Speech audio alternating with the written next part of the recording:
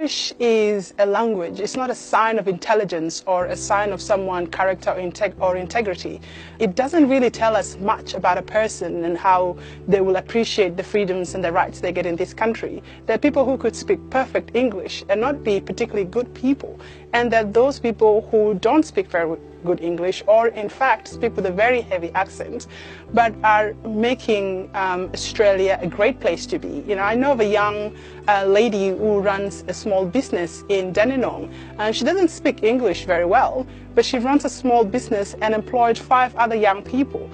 So I think I don't think it's a very useful test. I think the only thing it really does, at least in my opinion, is to continue to victimize migrant groups. And when you go to the United Nations, you see people who can speak English, refusing to speak English, insisting on speaking their mother tongue. And the United Nations will use our own money to pay for interpreters and all of that will help everybody to understand what they are saying. The Chinese will say, tun, tun, tun, I don't agree. You can't say, no, you must speak English. Because globally, there is no language that is a standard or a determinant of progress. So that is critical. Now, here, English language is fantastic. There's nothing wrong with it. And I'm not saying we should take it away. I am saying that it is overrated. English language should not be a determinant of progress in our own country. It is. We really have to take a second look at this. Because if I cannot say church and I say shush, it's not a proof of my intelligence. It does not define the strength of my character. It does not show the credibility of my decency. And so the people who observe me must have another kind of education that allows them to move beyond the limits of container, which is what the tongue can do. The tongue, your body, my suit, and everything I'm wearing right now is a container. My true content is the content of my character. And that has nothing to do with the way I speak. Now, one of the greatest mistakes that descendants of Africans make is, and descendants of Hebrews make is, you believe that Africans could not read. So how do you have the hieroglyphs in Egypt? The English alphabet is about the youngest alphabet in existence. And it is born out of some other alphabets. So wait, hold on. How could Africans, as white people like to tell you all the time, many people I should say, oh, we couldn't read. And if you want to teach anything from a black man, put it in a book. You all need to stop, even you Africans, stop saying that.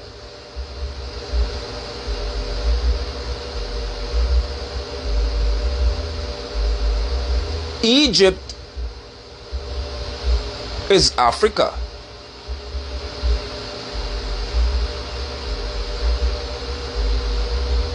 The slaves who were brought through the transatlantic slave trade, they were not illiterate. They were unable to read English language.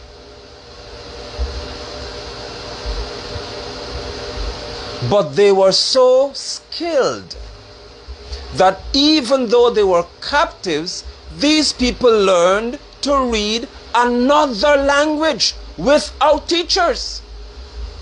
Does that sound to you as if African people and descendants of Hebrews are dull?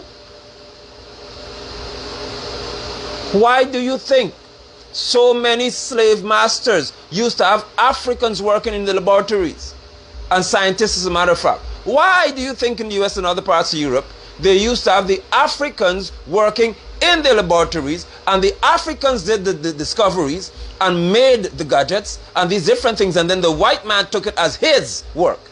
Why? Centuries of worldwide vaccination. But did you know the originator of the smallpox vaccination concept in the US was an enslaved African named Onesimus? Probably not. Onesimus was purchased by a Puritan congregation in Boston and gifted to its minister, Cotton Mather, in 1706. Mather asked Onesimus if he had ever had smallpox. Onesimus said yes and no, explaining a traditional African procedure wherein fluid from an infected person's blister is rubbed into an open wound to stimulate the immune system and protect the inoculated person from the disease. Based on this uncompensated wisdom, George Washington inoculated the entire Continental Army, an action often cited by historians as key to defeating the British and the ultimate creation of the United States of America. And This is the challenge.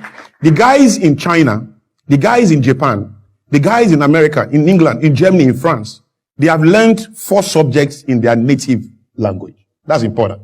They've learned physics, chemistry, biology, and mathematics. Those 4 subjects make everything that is in this room. Physics, chemistry, biology, maths made your suit, your computer, your watch, everything in this room. Everything in the world, they made it. Every other subject is either selling what they make, distributing it, protecting it, or doing something. The idea is that because they learned those subjects in their native languages, I believe it aided comprehension. Look, why are the richest nations in the world, the first world countries in the world, why are these nations all speaking their native languages? It's just food for thought. Why is it that lingua franca only exists in third world nations and nations that have been colonized? Is it not looking more and more like an agenda to keep us small? Because every time you ignore the gift of nature, you embrace another inferior fabric that in itself is artificial and cannot define your originality, your authenticity, and your strength. That you can learn your subjects in your language. I'm telling you, you will do better. You will comprehend better. Now you then ask me, so how do we communicate nationally? How do we talk to the guys in Kano and the guys in the East and the guys everywhere? Exactly, because you are preempting my question. Because here I am looking at you like, I was about to say that 2 things.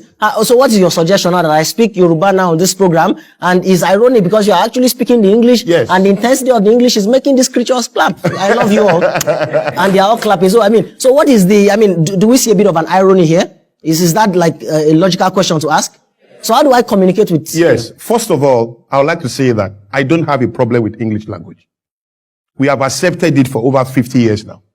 There's nothing we can do about that.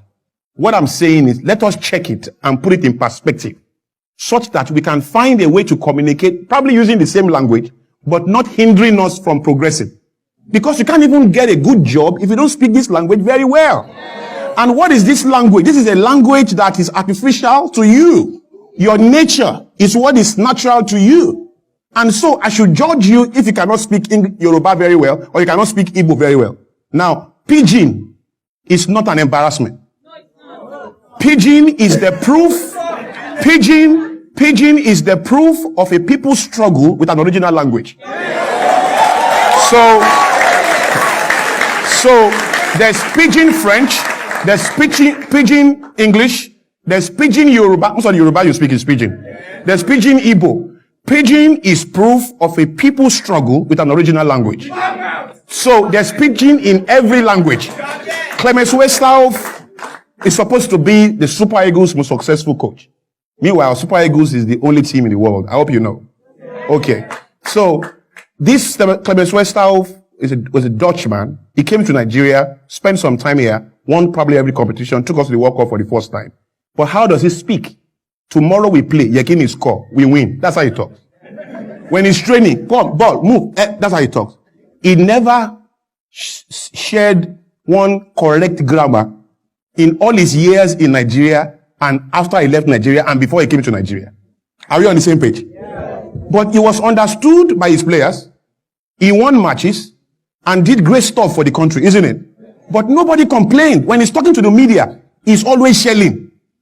There's no day Clemens Westhoff does not share. Tomorrow we play Kenya, we win, score. That's how he talks. I'm come tomorrow from Nairobi, we go camp. That's how he talks. All right? But you understand that he's not an Englishman. You understand that he's Dutch. But I doubt if that's what you really understand. I think what you understood really is that he's white. And because he's white, you can forgive that imbalance. Because Shina Peter said, I wish you soonest recover. Some years ago.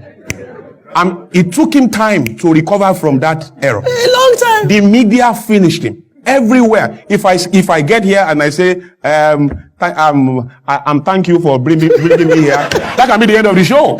You guys can just say, who is this blast from the past? Who brought this guy here?